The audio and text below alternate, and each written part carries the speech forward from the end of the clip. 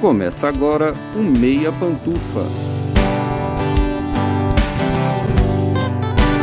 Bom dia, boa tarde, boa noite, boa madrugada, pessoal! Todo mundo com os fones de ouvido porque tá começando o seu Meia Pantufa. Toda terça às 5 da tarde no seu player favorito. Eu sou Luiz Leão e tenho aqui comigo, como sempre, de um lado, o meu amigo Gustavo Azevedo. Bom dia, tarde, noite, madrugada, Gusta. E aí, assistidores e assistidoras de filmes e séries? E também, como sempre, do outro lado, o meu amigo Lucas Abreu. Bom dia, tarde, noite, madrugada, Lucas. E aí, galera? Hoje a gente vai falar do homem que mais trabalha em Hollywood, Donald Glover, o ator, diretor, roteirista, rapper, comediante e muitas outras coisas mais, chega novamente ao Prime Video com Sr. e Sra. Smith, série levemente baseada no filme de 2005, estrelado por Brad Pitt e Angelina Jolie. Mas diferente do filme, aqui temos um par de espiões que não se conhecem e fingem ser casados como disfarce para suas missões. E o que a gente achou da série? Será que ela tá tendo a repercussão que se esperava? Quais as expectativas para uma segunda temporada? Será que a produção ficou melhor que o filme? Um clássico da tela quente? Antes de começar, você já tá seguindo a gente no seu agregador favorito? Aproveita que ainda tá no começo e clica em seguir. É rapidinho e você se torna o primeiro a saber sempre que o Meia Pantufa tiver conteúdo novo. E tem outra coisa bem importante. Se o seu agregador de podcast tem um sistema de avaliação, dá uma notinha boa aí pro Meia Pantufa. Geralmente é um sistema de estrelas logo no começo do seu feed. Basta clicar no podcast e avaliar. Quanto mais avaliações boas, mais os agregadores distribuem o Meia para as pessoas interessadas. Mas chega de enrolação e bora começar. Vem com a gente comentar Sr. e Sra. Smith no Meia Opinião.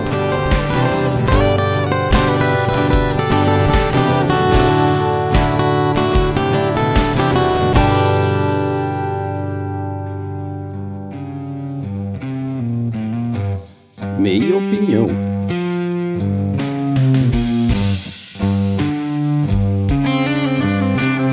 Bom, eu vou ler do IMDb a introdução. 2 estranhos solitários conseguem empregos em uma misteriosa agência de espiões. Parece a introdução do Pequenos Espiões 3, né? E não de uma série de ação, de um filme de ação. Conseguem empregos em uma misteriosa agência de espiões que lhes oferece uma vida gloriosa de espionagem através de novas identidades em um casamento arranjado como Sr. e Sra. John e Jane Smith. Pra começo de conversa, John e Jane, assim, dentro da cultura americana, especialmente da cultura criminal, quando você tem um corpo que não é identificado, uma pessoa que não tem identificação, quando é homem eles chamam de John Doe e quando é mulher de Jane Doe. Então, assim, os primeiros nomes já são nomes genéricos, né? John e Jane, os nomes mais genéricos que você encontrar. E o sobrenome Smith é também o sobrenome mais popular dos Estados Unidos. Pra quem é da nossa idade, os millennials, vocês devem lembrar muito bem de Sr. e Sra. Smith de 2005, estrelado pelo Brad Pitt e pela Angelina Jolie. Lembrar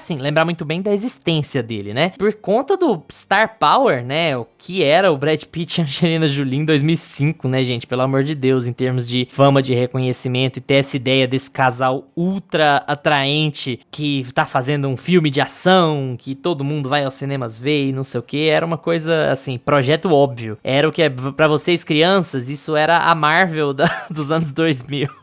O projeto óbvio com casting óbvio que era garantido de que ia dar alguma repercussão. Não sabia se ia dar dinheiro, mas que ia dar alguma repercussão, né? E assim, já uma curiosidade antes de começar o episódio, quando ofereceram isso pro Donald Glover, na verdade o irmão dele, o Stephen, que trabalha com ele, tinha indicado pra ele fazer um remake desse filme. A primeira reação do Donald Glover foi: quê? Você quer que eu faça um... Primeiro que eu não gosto de remake, mas você quer que eu faça um remake disso aqui? Desse zero? Desse nada? Desse blé? Assim? E aí o irmão dele falou: você não tá pegando o ponto. O ponto não é a ação, a graça. Não é porque é bom. Não é porque não sei o quê. O ponto é o conceito de você ter um casal de espiões. E, tipo, como você pode explorar isso? Quais são as coisas que você pode abordar a partir desse tópico? As questões de relacionamento e de cinema de ação também que você pode abordar em cima disso. Não é pela obra em si, é o que você pode topicalizar em cima disso aqui. E aí ele topou fazer. Inicialmente esse projeto ia ser feito por ele e pela Fleabag,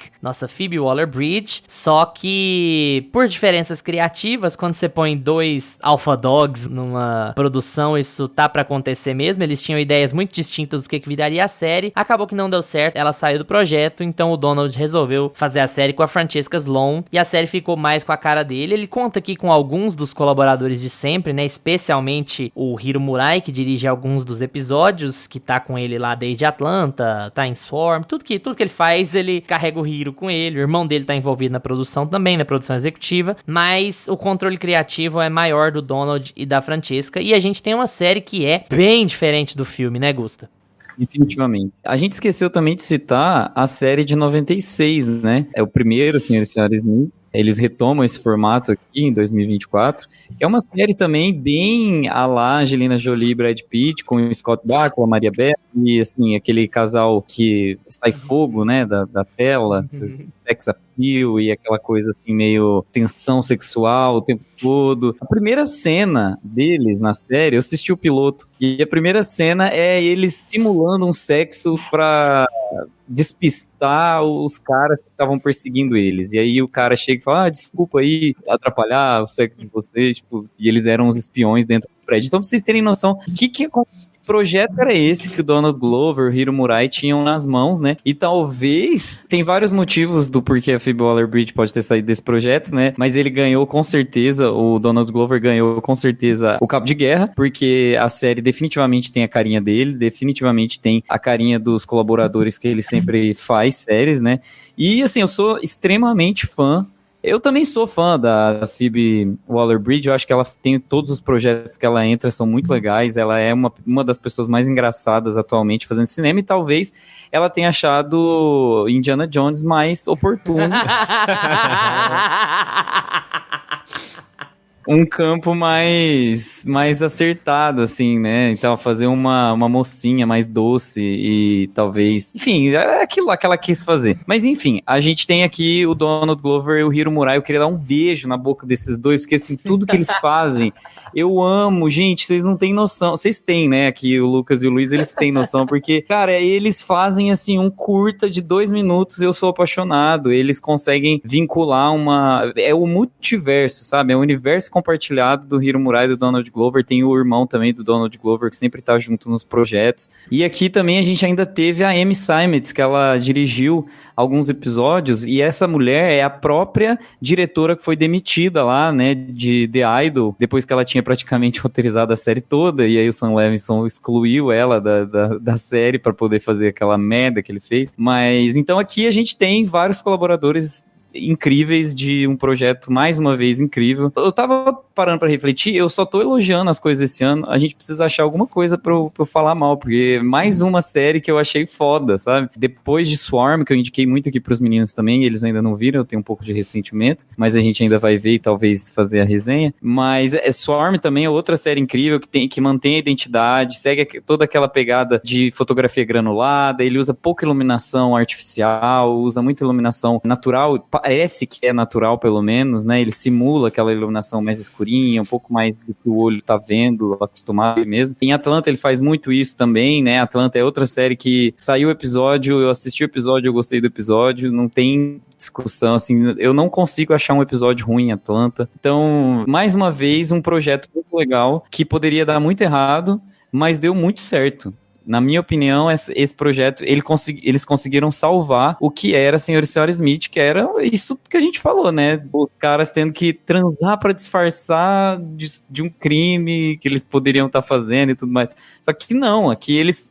Às vezes eles até usam desses artifícios, mas é tudo ironicamente, é tudo maquinado, assim, sabe? Tem toda uma interpretação sobre gênero, sobre o fato deles serem um casal... Ela é japonesa, né? Americana, japonesa, ele é afro-americano, então já tem esse questionamento de um casal que não é tipicamente americano. Eles moram em Nova York, num bairro que tem a especulação imobiliária ali bem alta, né? Tipo assim, então é como se fosse um casal que não poderia estar ali naquele lugar, então tá tudo errado, mas ao mesmo tempo eles se entendem e dá certo. Então assim, tem vários pontos positivos e eu acho que a série consegue trazer a estética e todo o discurso que o Donald Glover faz na carreira dele, sabe? A série tem a assinatura dele, e pra quem gosta do Donald Glover e do Hiro Murai, com certeza vai gostar dessa também. É por essas e outras que eu fico suando amargo no episódio, não é nem minha culpa. Como é que a gente comenta episódio Duna e Sr. e Sra. Smith com você falando as coisas que você fala, do jeito que você fala? Não tem como falar nada. Tipo assim, momento omelete vendo Vingadores Ultimato.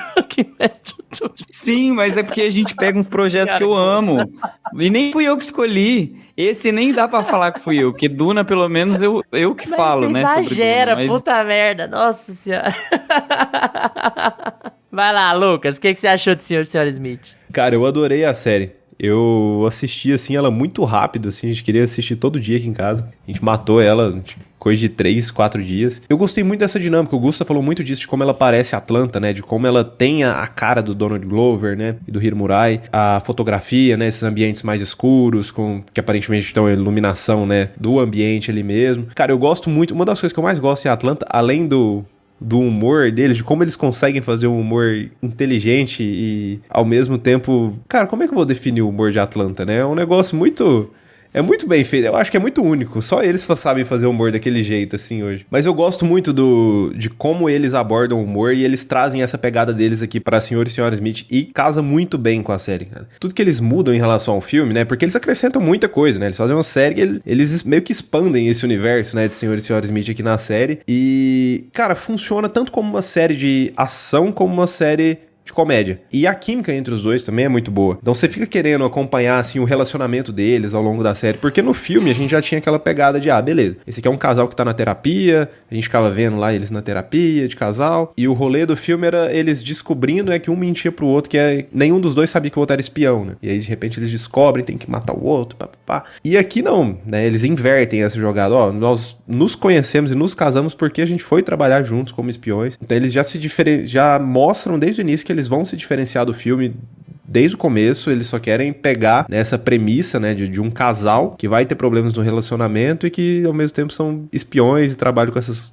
coisas megalomaníacas aí de filme de ação. E, cara, isso com esse tom bem humorado do Donald Glover, funciona demais, cara. Funciona demais. E tem uma coisa aqui na série que eu gostei também, porque eles fazem a história ir caminhando, né? São 8 episódios, bem curta, a série vai caminhando, o relacionamento deles vai se desenvolvendo, a cada episódio você vê que passou um tempo entre eles, que eles já estão numa outra fase do relacionamento e tudo mais. Então a série não fica monótona em momento algum. E ao mesmo tempo ela tem aquela pegada episódica mesmo, né? O episódio da semana. Cada episódio tem a missão da semana ali. Então eles conseguem juntar as duas coisas muito bem. Dar continuidade pra história. Ao mesmo tempo que ela vai ser bem humorada, a gente vai ter as cenas de ação, as cenas dramáticas, o relacionamento deles evoluindo e passando por diversas fases. E eu acho que eles conseguiram acertar, tipo, praticamente tudo. Não sei se a gente vai, ao longo do episódio, eu vou lembrar de alguma coisa que eu não gostei. E tem um elenco, meus amigos, que é... Cara, é aquele elenco que você bate... Eles fizeram um negócio muito louco aqui, né? Que é aquilo de... Cada episódio vai ter a estrela da semana, né? Lembra quando as séries antigas tinha, assim, a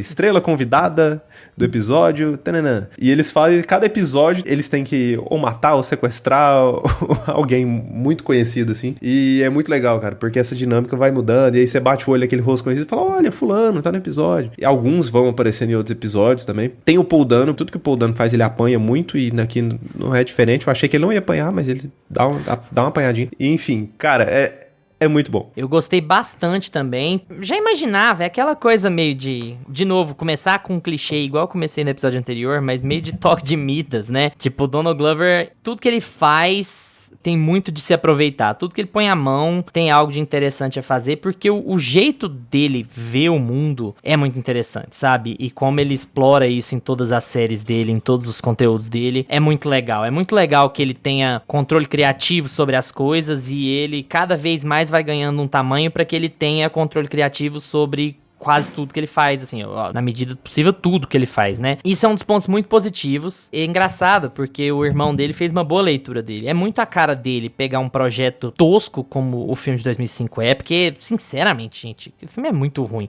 A gente tem, assim, um apelo, da época, não sei o que, você lembra, na minha infância passava isso aqui, na minha adolescência, mas, sinceramente, Para, é muito divertido, E aí ele pegar aquilo lá pra transformar numa coisa que tem a cara dele, que tem o ponto de vista dele. E assim, a gente fala muito dele, mas aqui no caso, a gente tem que falar muito em equipe também, né? Que as pessoas com quem ele trabalha, na hora de conceber, na hora de escrever, na hora de dirigir, não só o Hiro Murai, o Christian Sprenger, são pessoas que estavam trabalhando com ele antes e tal. Mas as minhas reservas com a série, elas são mais em cima de uma coisa que o Lucas comentou sobre o tal do episódio da semana, essa cara do episódio da semana, né? Quando você tem essas coisas muito episódicas, você acaba correndo um risco que as séries de TV tradicionais corriam não, no qual elas sempre caíam, porque elas produziam episódios demais, de ter uma certa instabilidade quando você vai avaliar a série como um todo. Eu acho que essa série tem episódios muito padrão, assim, episódios em que, sabe, meio que não tem nada acontecendo, e aí, em outros momentos, você tem episódios fenomenais. Eu até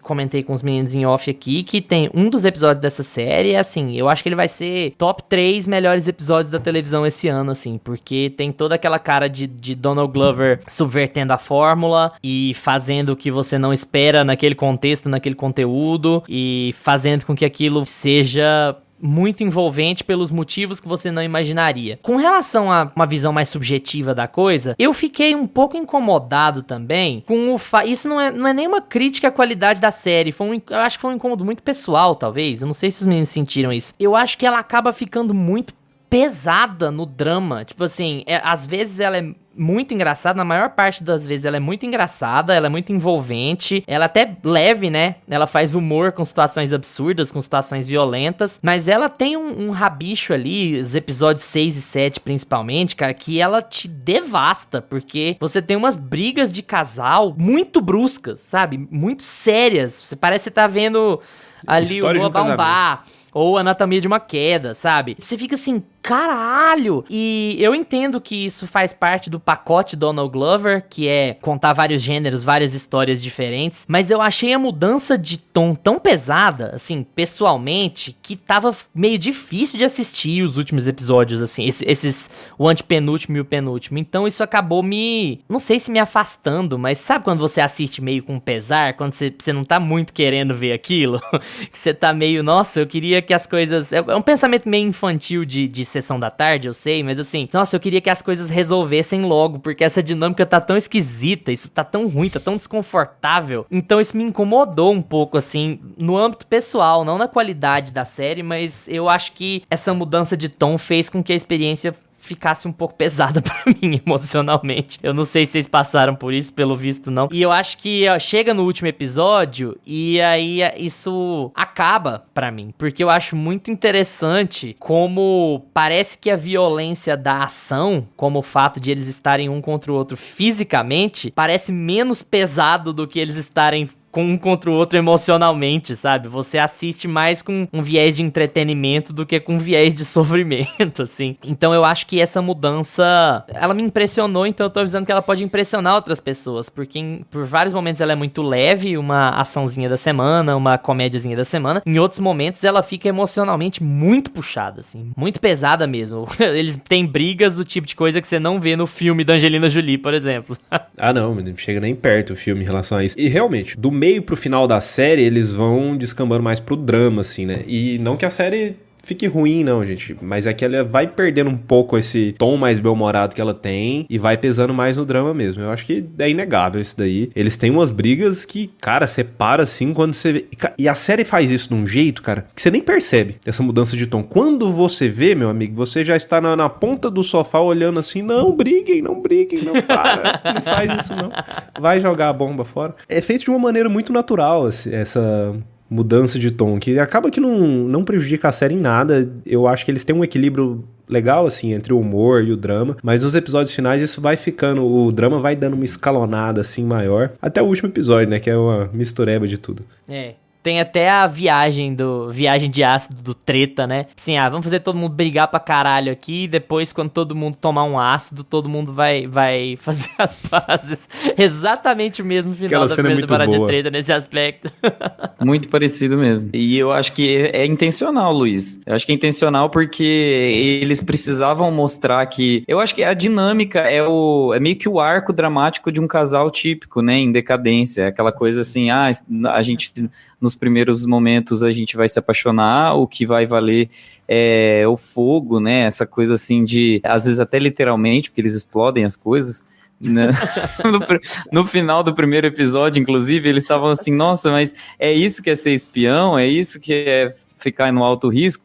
Pô, explode tudo e eles falam assim, caralho, é agora que vai começar, sabe? E é legal também isso, né, bom, a série começou agora, a gente primeiro estabeleceu um casal, a gente vai mostrar aos poucos com vários saltos temporais, eles conseguem fazer isso muito bem, a gente vai preenchendo a gente imagina o que tá nos saltos temporais e eles já restabelecem no próximo episódio sempre um novo status quo do casal. Esses novos status, eles sempre vão sendo atualizados no sentido de decadência do casal, eles vão se apaixonando cada vez mais e a situação vai ficando cada vez mais difícil, porque eles não têm uma profissão comum, eles não têm uma vida comum, a rotina deles não é pacata e não é simples, não é fácil de se resolver, então os dilemas amorosos deles vão se quintuplicar, sabe? É muito mais difícil resolver a vida de um casal que está envolto nessa rede de espionagem, né, do que um casal normal. E tem um detalhe, tem todo um elemento externo, né, que é o Hi-Hi lá, que é o Hi-Hi, ele é tipo a inteligência artificial ou a pessoa que está por trás dessa corporação e que faz as missões deles, que envia as missões deles para eles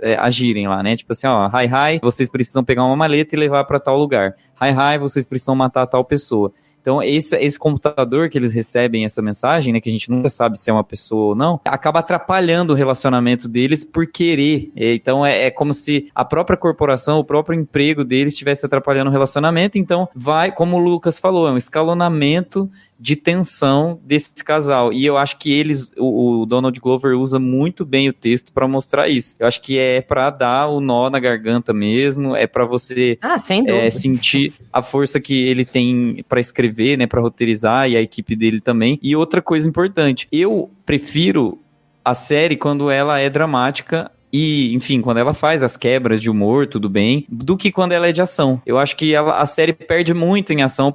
Eu acho que o Donald Glover não é um diretor experiente em ação. Ele não sabe fazer uma ação, assim, concreta, sabe? Essa ação... Hoje a gente tá acostumado com filmes como o John Wick, sabe? Filmes que têm uma ação muito bem coreografada, uma ação que é muito bem filmada. Então, eu acho que o Donald Glover, ele caminha por terrenos muito conservadores na ação, é muito fácil você saber a hora que é o dublê, a hora que não é muito fácil você saber quando cortou, quando não cortou, e pra mim é monótono, porque quando você faz ação dessa forma, eu já não gosto de ação, e aí quando você faz ação dessa forma, mais conservadora, ela começa a perder um pouco a verossimilhança, sabe? Então, eu sei que em alguns momentos ele se utiliza disso para poder construir a história dele, principalmente no último episódio, que ele usa da ação até lá nos 40 minutos de episódio para poder falar assim, não, era tudo mentira. Ele desconstrói num diálogo de que, não, eu nunca quis fazer isso, sabe, tipo uma coisa assim meio, eu tava brincando. Ou seja, é tipo uma muleta no roteiro para ele falar que ele não sabia muito bem o que fazer com a ação, sabe? Você achou? Nossa, eu tive uma leitura muito diferente da sua, porque eu gosto particularmente,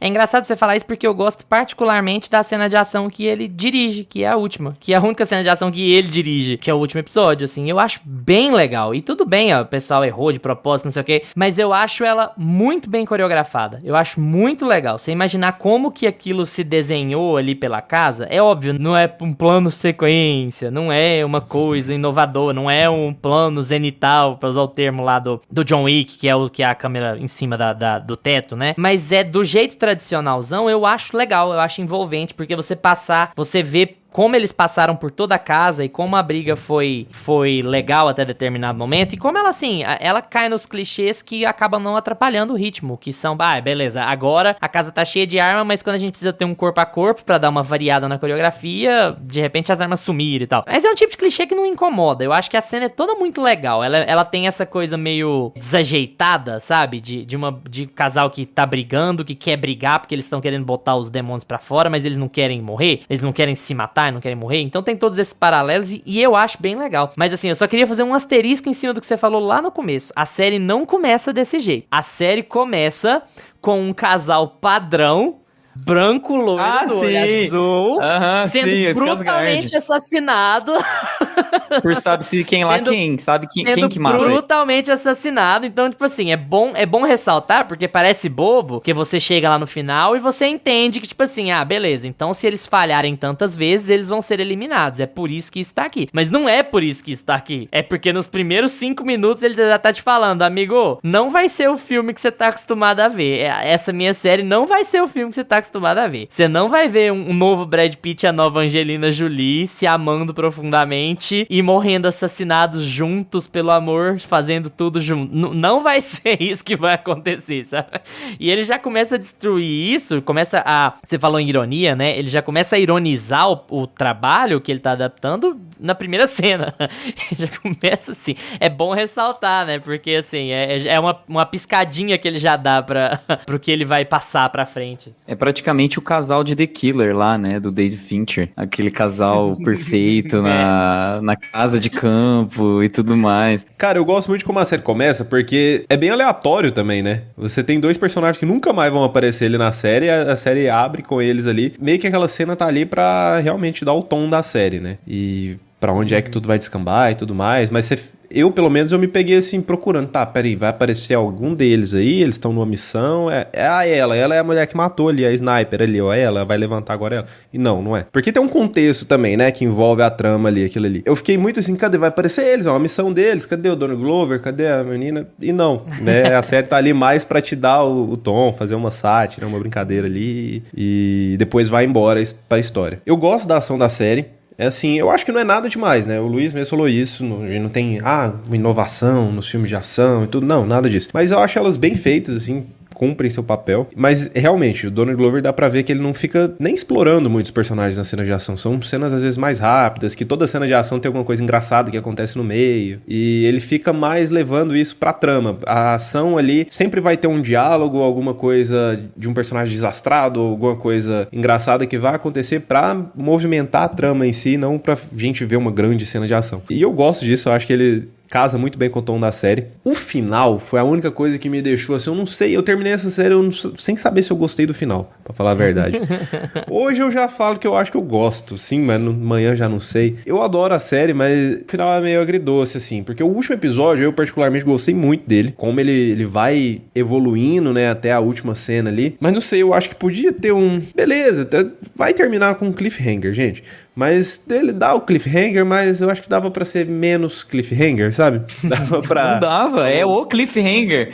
É o cliffhanger, não dava pra fazer diferente. Sabe o que eu acho? Assim, só pra complementar um pouco o que eu tava falando sobre as cenas de ação. Eu não tô falando que as cenas de ação da série são ruins. Eu acho que as cenas dirigidas pelo Donald Glover não são tão boas quanto o restante da série, principalmente isso. E porque nos 7 primeiros episódios, as cenas de ação são bem mais curtas e bem mais distribuídas, como o Lucas acabou de coroar, assim, belamente. Eu acho que as cenas de ação do primeiro ao 7º episódio, elas são mais curtas e elas são cômicas e elas têm diálogos interessantes no meio para poder dar uma quebra no que é a ação dentro da série. Por exemplo, comparem a ação do último episódio, do episódio 8, com a ação do episódio que tem a Michaela Coel, que é a amante dele ali, supostamente uma amante dele. Aquela cena de ação ali nos primeiros 15 minutos de episódio, em que ele fica preso com um arame no pescoço. É muito boa. Cara, aquilo é surreal, é muito legal. E ela tem, tipo assim, 2 minutos,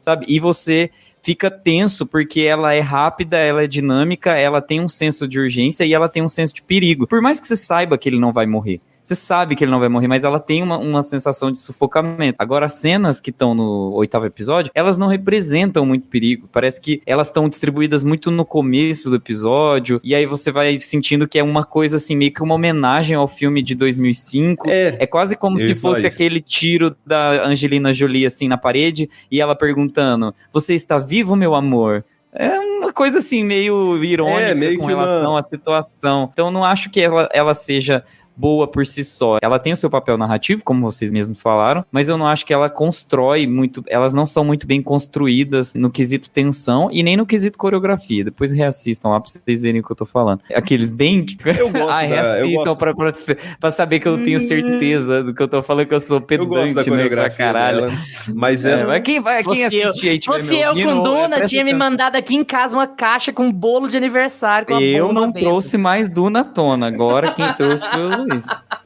Entendeu? Não. Nossa, nós vamos colocar uma plaquinha. Estamos a 0 episódios. We don't talk about Duna. É, gente, vocês não sabem o que é o backstage desse episódio de Duna, assim. Quase acabou esse podcast. A gente quase demitiu o Luiz. Falou assim, vai embora porque você falou mal do Hans Zimmer. Não se fala mal de Hans Zimmer nesse podcast.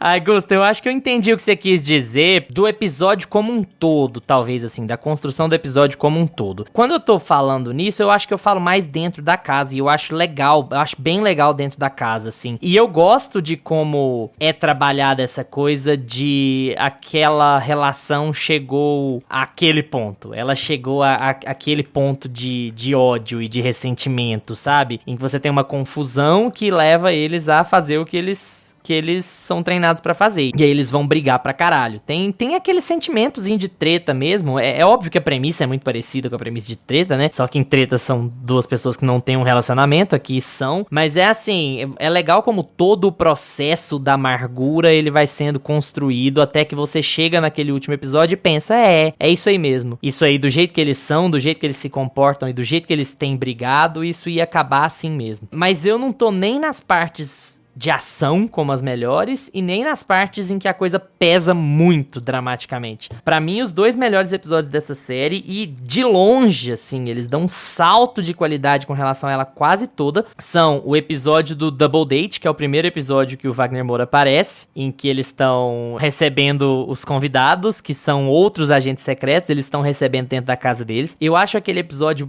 brilhante. Se a gente podia fazer 1 hora só daquele episódio, destrinchando tudo, sabe? Igual o youtuber mala, tipo, episódio tal explicado. E também o episódio da Sarah Paulson.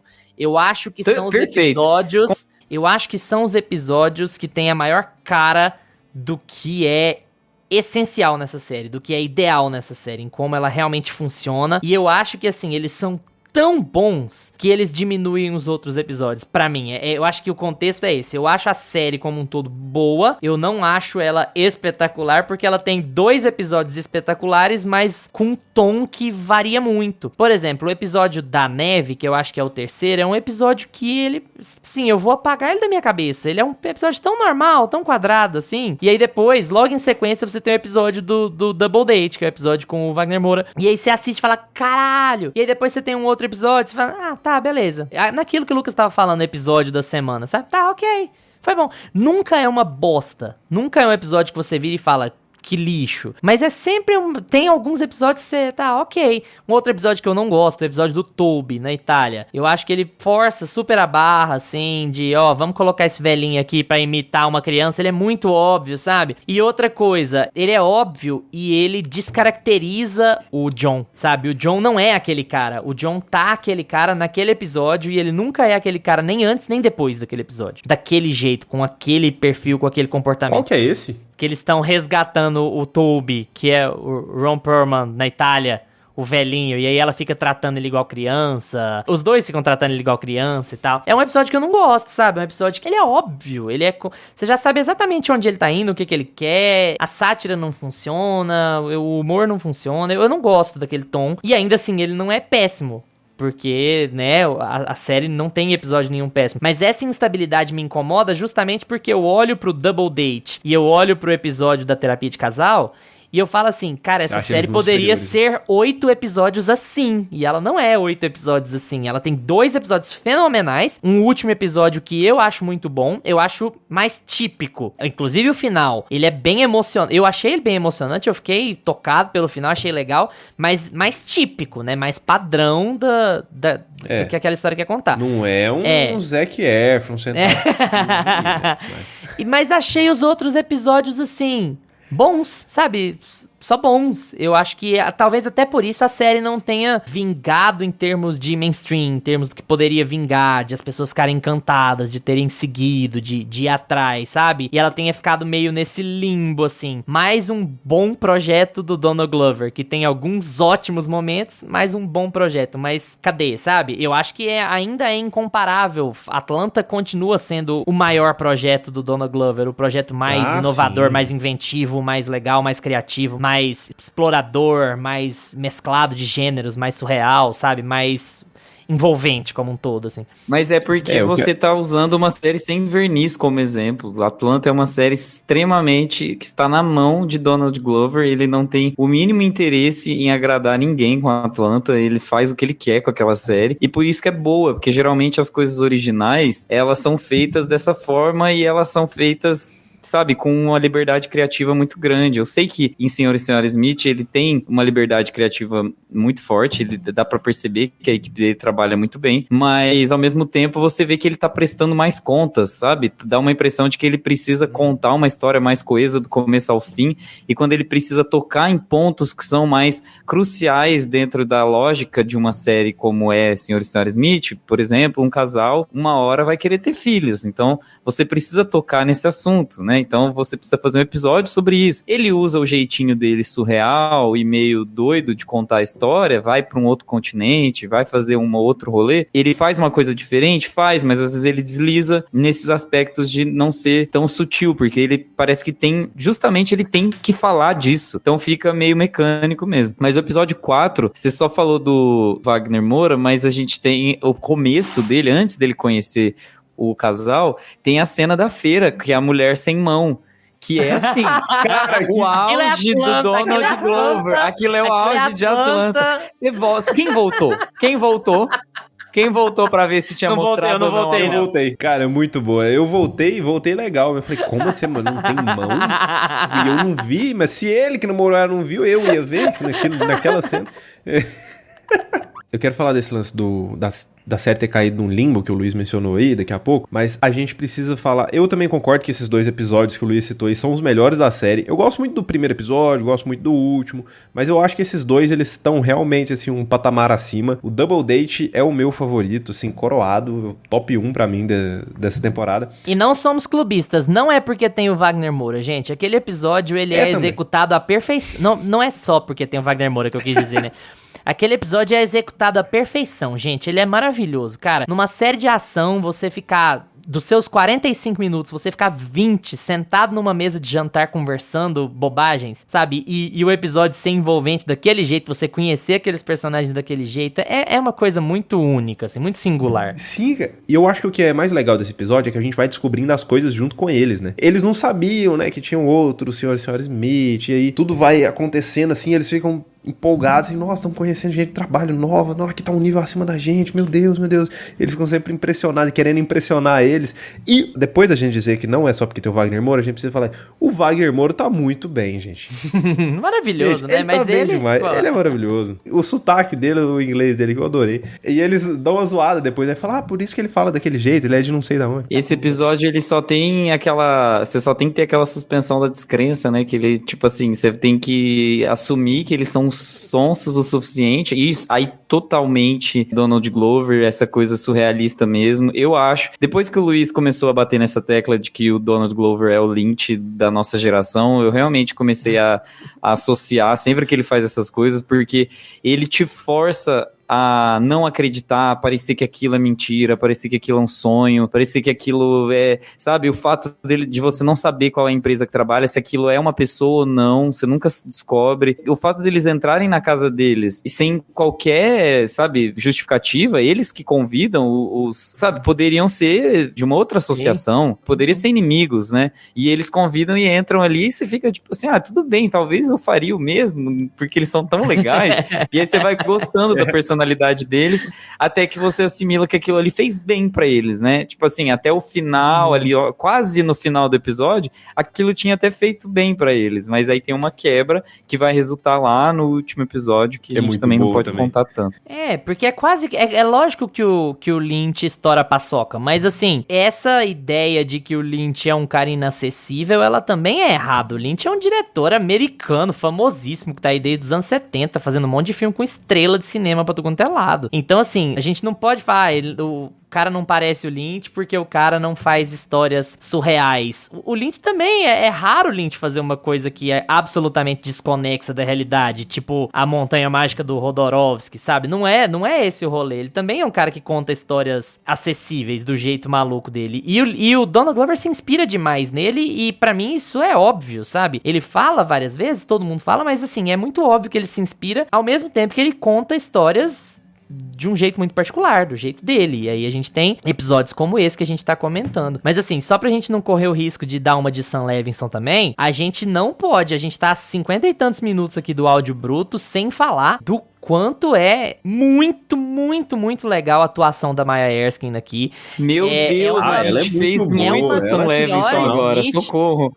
É uma senhora Smith completamente diferente da original, das originais, né? Muito melhor. Porque, tipo assim, você colocar uma pessoa que se define como sociopata pra se colocar num relacionamento, e aí você ter toda a discussão, e assim, é bom apontar que a gente tá falando Donald Glover, mas a série tá carregada de mulheres que assinam o roteiro, tem mulher na direção, tem mulheres que assinam o roteiro de vários episódios, tem episódio que é roteirizado só por mulheres, tem 3 mulheres que assinam o roteiro, eu acho que do 6º episódio, alguma coisa assim, posso estar errado, e assim, você tem uma construção de uma personagem como essa, que é claramente muito controladora, ela realmente é, mas ao mesmo tempo você ter essa dinâmica de entender que numa briga de casal, nem sempre um tem razão, ou às vezes os dois estão errados, ou às vezes os dois estão certos, os dois têm seus pontos de vista, e não é porque ela tem determinado tipo de personalidade que ela tá errada, ou que ele não é escroto com ela, e ela tem essa capacidade de fazer ação e fazer comédia e fazer drama, e às vezes ao mesmo tempo, e aquela cara de exausta que ela tem, tipo assim, é de cortar o coração quando a série fica mais pesada mesmo. Eu acho que a interpretação da Maya Erskine aqui é muito, muito, muito boa mesmo. Pra falar a verdade, a única coisa que eu não gosto, mas isso tanto nela quanto nele, é a viagem de ácido do último episódio. Eu acho muito fake, eu fiquei reparando naquilo, sabe? Imaginando assim, esses caras se arrastando aqui, essa coisa. Eu não gostei muito daquilo, não. Mas assim, no restante da série, eu acho que ela faz um trabalho maravilhoso aqui. Eu tenho muita dificuldade de... É óbvio que é um e se, mas eu tenho muita dificuldade de ver a Phoebe Waller-Bridge num contexto parecido, sabe? Eu acho que também nesse contexto fez muito bem que ela... Posso estar falando besteira, eu não sei se ela é atual ou não, depois a gente vai conferir isso em off, não tá na hora. Mas assim, eu acho que uma personagem com estilo dela não cairia bem dentro do contexto que acabou virando a série, sabe? Eu acho que essa atriz, que eu vou admitir, não conhecia, nunca tinha visto nenhum trabalho dela, me surpreendeu demais, cara. Eu acho que ela ajuda demais a série a crescer. Cara, demais. Eu também adoro ela na série. Eu acho que eles acertaram muito o tom com os dois, assim. A atuação dela é muito boa, ela consegue fazer essa personagem que é um sociopata, mas que tá meio perdida, assim, na vida também, que você vê que ela entrou ali meio que pra fugir da vida que ela tinha, que ela não tá nem aí pro passado dela. Mas quando é pra personagem dela fazer parte de alguma cena mais bem-humorada, funciona super bem. Quando é pra ela entregar um drama ali, funciona demais. A cena da briga dos dois ali na fogueira, cara, no episódio da terapia, meu Deus do céu. E é muito uma briga real aquilo lá. Nossa, total. E é por isso que é pesado, sabe? Por isso que eu falei que era pesado pra caralho, que assim, era quase uma mudança drástica de tom na série. Inclusive a Sarah Paulson, a pior terapeuta da fala, me deu ódio daquela mulher naquele episódio. Terapeuta chata do caralho. Ela é muito boa. Mas sabe o que eu acho engraçado vendo aquilo ali? Eu acho que ela faz boas perguntas e eu acho que ela tem bons pontos e ela tem boas dicas. E aí, ao mesmo tempo, ela é muito louca, muito, sabe, muito holística, muito não sei o que, minha peça. Então ela também tem essa coisa de não ser uma coisa muito maniqueísta, sabe? Não é porque ela é meio passada e porque ela tem as idiosincrasias dela que ela não dá boas ideias, ou que ela não é boa no trabalho dela. Então, às vezes ela fala uma coisa muito sagaz, outras vezes ela fala uma coisa muito ridícula, e você fica ali pensando, você fica, quem é essa pessoa, sabe? Será que isso aqui vai dar resultado? Que porra é essa? É porque ela é aquela personagem bem hipócrita mesmo. Ela é construída pra você ficar indignado com a hipocrisia dela, né? De tudo. Uma hora ela é boa, outra hora não, uma hora... O piano, cara, meu Deus. Mas a Myers-Skin, o Luiz vai conhecer bem, nem vai conhecer bem. Você conhecia ela. Ela é a Eve Train do BoJack Horseman, que aparece em um episódio. Ela dubla uma personagem em BoJack. Depois você pesquisa, porque agora você vai virar fã incondicional. Não, eu sei quem é a Ivy Train. A Ivy Train é a personagem do livro que a Diane escreve, é lá nas últimas temporadas. Na última temporada já, eu acho. Realmente sabe todos os personagens. Inclusive, a gente tem que forçar o Lucas a assistir BoJack, eu não sei por que ainda, porque um podcast em que eu estou, que não fez um episódio de BoJack Horseman até hoje, é uma coisa inaceitável. Calma, que esse ano é o Lynch. Spoiler alert, esse ano a gente vai falar sobre David Lynch. Esse ano, gente, a gente tem a meta de fazer de terno e pantufas, assim, de estudar toda a carreira, toda a vida de um dos nossos diretores favoritos. Vamos passar pro diretor favorito do Gusto, do Luiz, né? E o meu. Ano que vem a gente faz o das séries. A gente pega a série favorita de cada um e faz. Já aproveitando o gancho do David Lynch. E mais uma coisa que eu queria falar também sobre a Myers-Skin é que eu acho que às vezes ela não é tão lembrada todo o tempo, porque ela fica como uma personagem que ela não é carismática por si só, né? É a atriz que precisa trazer carisma pra personalidade daquela personagem, porque a personagem é chatinha. A personagem, ela é introspectiva, a personagem é uma personagem que não gosta de conversar, ela não tem relação com a família. É muito difícil você se relacionar com ela. Então, assim, você precisa da ponte do Donald Glover, né, do John, pra entender o que a personagem dela tá passando e aprender a amar ela também.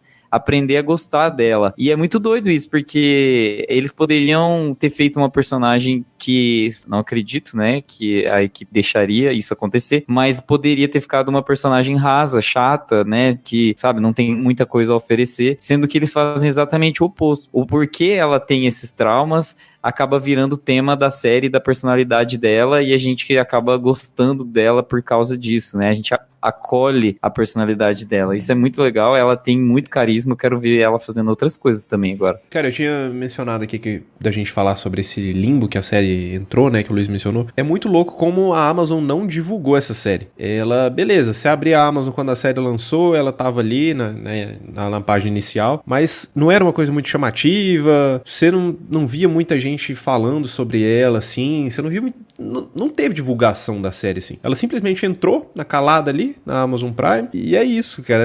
Eu fico de cara, como que a Amazon não divulgou uma série dessa do Donald Glover, que já vem aí de Atlanta, né, já é um remake, né, de um filme bem popular, né, bem conhecido, assim, cara, que podia atrair muito público, né. E é uma série, e assistindo, dá mais dó ainda, porque a série é muito boa. Essa releitura de toda essa história funciona muito bem, o tom bem humorado, né, a coisa mais da comédia que eles trazem pra cá, o drama no relacionamento, e eles não colocaram, ele deixou uma série dessa, assim, meio que jogada lá. Mas assim, deixa eu falar um negócio sobre isso. Eu tenho uma opinião. Eu acho que o Donald Glover... Lógico, a gente tá falando de um ponto de vista brasileiro. As coisas podem ser muito diferentes nos Estados Unidos. Mas assim, o Donald Glover não é um cara do mainstream absoluto. O Donald Glover criador. Ele é como músico, ele talvez já seja também um A-lister como ator. Fazer esses Star Wars da vida, assim. Mas como criador, ele não é o cara da Casa do Dragão. Sabe? Ele não é o cara da Succession. Ele é um cara do seu estilo próprio que vai atrair uma leva de pessoas que adoram o trabalho dele. Então, eu acho que as distribuidoras não investiram em Sr. e Sra. Smith, como não investiram em Swarm, em Enxame, porque elas não são necessariamente séries que vão ter um enorme apelo popular. Você imagina uma série dessas do jeitinho que ela é, sem nenhuma alteração, na Netflix, eu acho que ela não faria um sucesso absurdo. Ela faria um sucesso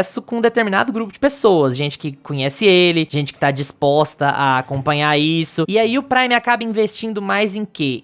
Em coisas como The Boys, pelo deboche, pelo jocoso e tal, né? E também porque é a pegada de super-herói. E investindo mais em coisas como a Netflix investe, de apelo maior, assim, de apelo mais geralzão, de coisas mais tradicionais, digamos assim. E eu acho que isso acontece com todos os trabalhos dele. E, pra te falar a verdade, até com Atlanta, assim. Se você for pegar como Atlanta é reverenciada pela crítica, e você for pegar a quantidade de pessoas, mesmo no nosso entorno, que assistiu, uma coisa não bate com a outra, sabe? Atlanta deveria ter o tamanho de uma Casa do Dragão, em termos da quantidade de pessoas assistindo, o tamanho de uma Mad Men, o tamanho de uma Breaking Bad, sabe? E não tem, eu acho que por conta desse, não sei, dessa espécie de perfil, não sei se os streamings entendem isso, estilos, sabe? Mas eu acho que Senhor e Senhora Smith não necessariamente. Dentro dos produtos dele, Senhor e Senhora Smith é o mais assimilável, assim, entre todos. Sim, eu acho o mais assimilável entre todos também, eu concordo. Mas será que na hora dessa distribuição, de entender como e aonde distribuir essa série, não foi levada em conta a vida pregressa do Donald Glover enquanto criador? Não foi tipo assim, olha... E tem aquela coisa assim, enxame. E você sabe como é que streaming funciona. Streaming não vale nada em termos de business, né? Em termos de carinho pelos projetos que eles têm. Enxame, soltou, não fez sucesso, não vingou. Beleza, o próximo projeto do Donald Glover vai ser menos ambicioso. Vamos gastar menos, vamos divulgar menos, vamos ver se vai vingar aqui. Vou apostar menos. Se der certo, ótimo, maravilhoso. Se não der certo, beleza, o Donald Glover não faz mais projetos com a Prime Video porque o Donald Glover não dá lucro. Vai caçar um outro... É assim que funciona, sabe? Dentro do streaming. Os estúdios tinham mais paciência com os criadores, né? Os streamings não têm. Olha como é que a Netflix se comporta aí com tudo, né? Cara, mas eu não sou gestor de streaming nenhum não, tô só dando meu pitaco aqui, mas eu acho que foi uma puta bola fora, porque dá pra ver, cara, apesar de ser do Donald Glover, apesar de ter sua originalidade, que a gente falou tanto aqui, dá pra sentir, acho que o Gusto falou um pouco disso, que tem muita coisa aqui que é feita voltada pro mainstream. O próprio... Eu acho também. Aquela coisa de você falar, essa cena aí, essa cena de ação aí tá aí pro público, porque o estúdio pediu pra ter isso daqui. O próprio final, aquela cena de ação que o Gusto criticou, que eu gosto mais um pouco, ela tá lá pra quem assistiu o filme antigo, de Senhor e Senhora Smith, que tá esperando a grande cena de ação entre os dois, tentando se matar. Quando a gente acompanha os outros episódios, a gente vê que não necessariamente ele colocaria aquilo daquela forma ali. A gente vê que é uma coisa que tá, tem que ter. Você vai fazer esse projeto, mas tem que ter essa cena de ação aqui no final desse jeito, com os dois brigando. Então eu acho que ao mesmo tempo que isso pode ser levado em consideração, a série tem esses momentos que a gente sente que, isso aqui tá aqui porque é pro público, pro mainstream, assim. E aí eles não jogam pro mainstream, eles não divulgam. Mas é engraçado vocês falarem isso sobre o final, mais o Gusto do que o Lucas, o que o Lucas gostou. Eu gostei bastante do último episódio também. Porque faz parecer que você não tava com a impressão, Gusta, de que a série estava caminhando pra que aquilo fosse feito daquele jeito, que o único arco de conclusão possível do relacionamento deles seria uma briga física. Eu acho tão natural dentro do processo que o episódio seja daquele jeito, que aquela briga seja daquele jeito. Eu acho que tudo tava caminhando pra aquilo. Eu não acho... Tipo assim, eu acho que o que eu tô querendo te perguntar é... Agora nós vamos fazer um exercício bizarro que a gente sabe que ninguém deveria fazer, mas nós vamos fazer mesmo assim, porque o podcast é nosso, a gente que tem jeito. Você faria de outro jeito? Tipo assim, sem ter a cena de ação daquele jeito, sem que os dois ficassem um contra o outro fisicamente? Você acha que a série caminharia melhor, talvez, se ela tivesse sido resolvida de outra maneira? O Donald Glover, conhecendo ele, sabendo do que ele faz, do que ele é capaz em Atlanta, ele resolveria isso com uma cafeteria, um ganso e um Porsche. Tipo assim, elementos aleatórios que eu acabei de tirar da minha cabeça e com certeza ele resolveria. Então, assim, absolutamente tudo é possível com a cabeça do Donald Glover. Eu acho que esse final, ele tem um fim mercadológico, com certeza, até porque o final da série tem 1 hora, tem 25 minutos a mais do que o comum, né, dos episódios normais. Então, eu acho que realmente eles estenderam a ação. É também uma prova de fogo pro Donald Glover, para ele provar que ele sabe dirigir a ação. Então, também é uma coisa assim, do tipo, olha, mercado, estou sinalizando para vocês que eu consigo dirigir talvez até blockbusters, coisas maiores que você até citou, né? Ele é um A-lister tanto para ator, mas eu acho que ele também se coloca como, olha, olha, eu não sei só fazer Swarm, sabe? Eu não sei só fazer uma série com a Billie Eilish imitando a Lorde. A gente também sabe fazer coisas diferentes. Eu não vou fazer, não diferentes, né? Eu também sei fazer coisas normais, do mainstream, que vão pro público geral. E eu acho que a aposta foi muito infeliz. Eu concordo com o Lucas. Eu acho que a aposta da Prime Video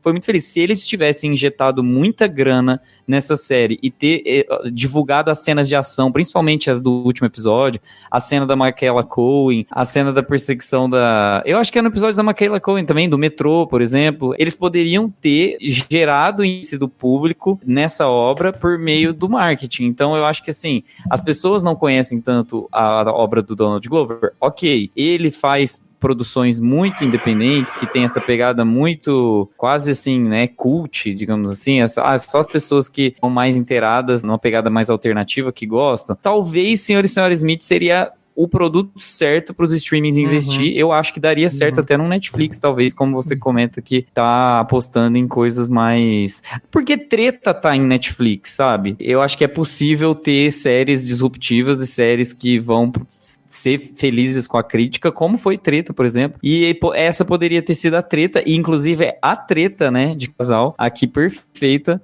para poder fazer frente com séries desse estilo, sabe? Eu acho que poderia ter sido uma aposta assim, eu fico triste que não apostaram. Beleza, mas é o seguinte, o que você falou sobre ser mercadológico não exclui a minha pergunta. Você não acha que a série estava caminhando pra ter aquele final? Ou você acha que ela estava caminhando pra ter aquele final, mas ela já estava caminhando de maneira mercadológica? Porque o que eu entendi da sua argumentação, mais ou menos, é que o 8º episódio, ele não é ousado o suficiente, ele não é bem dirigido em termos de ação, porque ele é padrãozão, e que talvez não tenha sido a melhor solução. Mas, então, quando você fala isso, você dá a entender que essa construção já estava errada de trás, já estava errada dos episódios anteriores. Não, eu acho que eles poderiam ter resolvido a série de uma outra forma. Eu acho que o ápice não precisaria ter sido aquela batalha final ali, cheia de ação e tudo mais. Eu acho que ele conseguiria resolver de outra forma, sim. Tanto é que os melhores episódios, eles nem têm tanta ação assim. Se a gente for parar pra pensar. O 6º episódio, ele é um episódio de flashbacks. Ele tem as ceninhas, as microcenas de flashback com ação, mas ele não é um episódio pautado em explosão, em tiro e tudo mais. Tanto é que a ação é extremamente curta. Aquela cena que eles estão jogando poker na mesa e ela acaba com tudo, né? A Jane acaba com tudo ali, ela atira e mata ali todo mundo que o John tá conversando, é uma das melhores coisas que o Donald Glover poderia ter feito. É muito Atlanta, sabe? É extremamente Atlanta. É o tipo de finalização de cena que ele sabe fazer muito bem e que eu acho que caberia muito bem no último episódio, por exemplo, pra resolver um cliffhanger. O cliffhanger foi uma qualquer coisa no último episódio. Qualquer outro diretor, qualquer outro roteirista escreveria aquele final e aquele cliffhanger. E aí vai voltar o Wagner Moura de tapa-olho, estilo 007, pra atazanar a nossa vida. Tomara que volte, né? Tomara que renove. Tomara que volte. Não, eu gosto, mas entende que é o óbvio do óbvio, assim, sim, querendo ou não, concordo. Tá vendo? É pra isso que você faz essas perguntas, né? Pra tirar todo aquele elogio que eu deixo no começo, na introdução. Você me faz essas perguntas pra eu poder começar a ficar bravo, né?